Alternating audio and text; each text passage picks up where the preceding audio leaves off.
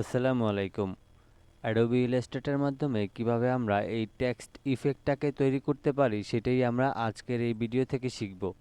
অবশ্যই এই ভিডিওটি শুরু থেকে শেষ পর্যন্ত দেখবেন, তাইলে প্রত্যেকে 100% এই কাজটি করতে পারবেন। আরেকটা রিকোয়েস্ট হচ্ছে, যারা আমার জিএম রুবেল ইউটিউব চ্যানেলটিকে সাবস্ক্রাইব করে রেখেছেন, আপনারা অনেক বেশি ভালোবাসা দেখিয়েছেন, এখনও পর্যন্ত সাপোর্ট দিয়ে যাচ্ছেন, তাদের কাছে একটা রিকোয়েস্ট হচ্ছে, আমার যে নতুন 2 নাম্বার যে চ্যানেলটি রয়েছে সেটা হচ্ছে জিএফএক্স পিপল। তো এই চ্যানেলেও কিন্তু আমি ফটোশপ, তারপর হচ্ছে logo design, different different logo design এবং বেশ কিছু আইডিয়া এখান থেকেও কিন্তু আপনারা নিতে পারবেন, যেগুলির অলরেডি এখানে প্রায় 135টার মতো ভিডিও আপলোড দেওয়া রয়েছে। যেই ভিডিওগুলি আমার জিএম রুবেল চ্যানেলে নাই, সেই ভিডিওগুলি আপনারা এই চ্যানেলে পাবেন।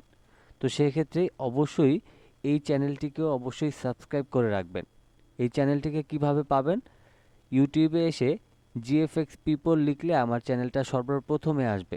তারপরেও যদি না পান, আমার এই ভিডিওর ডিসক্রিপশন বক্সটা চেক করলে এই চ্যানেলের নামটা পেয়ে যাবেন বা লিঙ্কটা পেয়ে যাবেন, সেখানে ক্লিক দিলে আমার এই চ্যানেলে চলে আসতে পারবেন।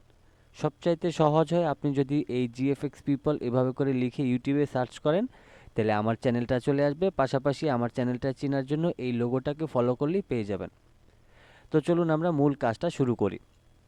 তো আমরা এখান থেকে সম্পূর্ণ কাজটাকে ডিলিট করে দিচ্ছি। আর প্রথমে হচ্ছে আমি কি করেছি সেটা একটু দেখিয়ে নিই।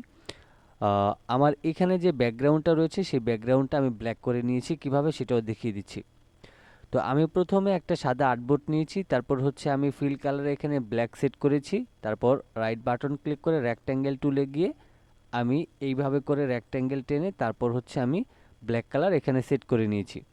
তারপর এই কালারটাকে হচ্ছে আমি কিবোর্ড থেকে কন্ট্রোল 2 দিয়ে লক করে নিয়েছি, যাতে কাজের সময় এটা ডানে বামে না সরে।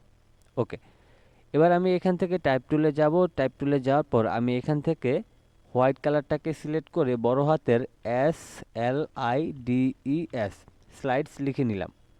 তো এখন এখানে যে ফন্টটা ব্যবহার করেছি সেটা হচ্ছে এজেন্সি এফবি, এই ফন্টটাকে ব্যবহার করেছি। আশা করছি এটা প্রত্যেকের কম্পিউটারে ডিফল্টভাবে ইনস্টল করা রয়েছে, যদি না থাকে তাহলে ডাউনলোড করে ইনস্টল করে নিতে পারেন। ওকে, তো এবার হচ্ছে এখানে যে লেখাটা রয়েছে প্রয়োজন অনুযায়ী বড় করে নেবেন, তারপর রাইট বাটন ক্লিক করে আপনি ক্রিয়েট আউটলাইন করবেন। ক্রিয়েট আউটলাইন করার পর এখান থেকে রাইট বাটন ক্লিক করে আনগ্রুপ করে নেবেন।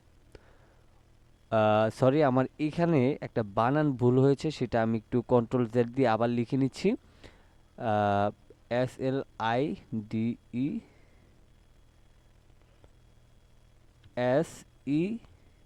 ওকে, এই লেখাটা হবে।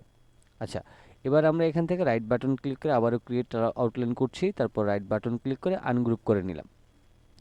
এবার আমরা এখান থেকে লাইন সেগমেন্ট টুলে যাব, তারপর এখান থেকে আমি মাউসের লেফট বাটনটা ক্লিক করে ঠিক এই পর্যন্ত আমি একটা এইভাবে একটা লাইন নিয়ে নিব। ওকে, এইভাবে করে নিয়ে নিলাম। এবার সম্পূর্ণ শেপটাকে সিলেক্ট করার পর আমি যাব হচ্ছে উইন্ডোতে যাওয়ার পর পাথ ফাইন্ডারটাকে সিলেক্ট করব। পাথ ফাইন্ডার থেকে আমি এখান থেকে যে ডিভাইড অপশনটা রয়েছে এই ডিভাইড অপশনে ক্লিক করে দিব।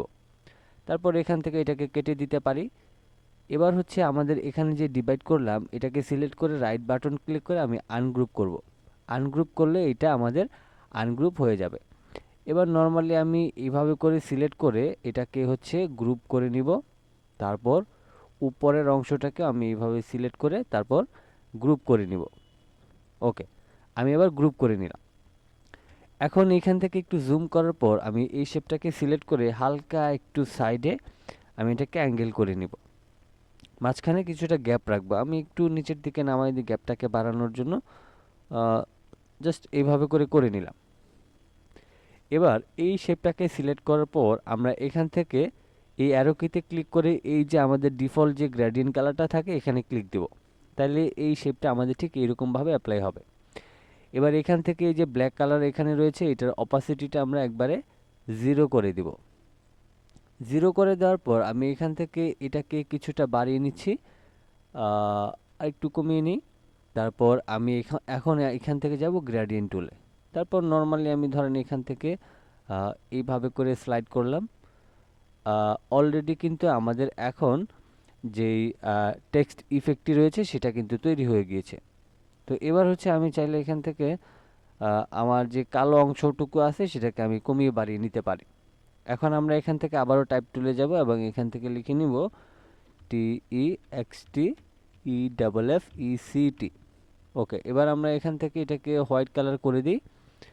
তারপর হচ্ছে অল্টার এবং লেফট অ্যারো কি চেপে আমি এই লেখাটাকে কিছুটা ফাঁকা ফাঁকা করে নিব। তারপর আমি এটাকে মাঝখানে বসিয়ে দিব। ওকে, ফাইনালি আমরা খুবই সহজে কিন্তু একটা স্লাইড টেক্সট ইফেক্ট তৈরি করে ফেললাম। এই ছিল আমাদের আজকের টিউটোরিয়াল। শেষের মতো আবারও বলছি, আপনারা যারা আমার এই জিএফএক্স পিপলটি এখনও সাবস্ক্রাইব করেননি, অবশ্যই আমার এই চ্যানেলটিকে সাবস্ক্রাইব করে আমাকে সাপোর্ট করবেন এবং অবশ্যই এই চ্যানেলে আপনারা ডিফারেন্ট ভিডিও পাবেন, যেই চ্যানেলের ভিডিওগুলি আমি জিএম রুবেল চ্যানেলে আপলোড করা হয়নি। সবাই ভালো থাকবেন, সুস্থ থাকবেন। আল্লাহ হাফেজ।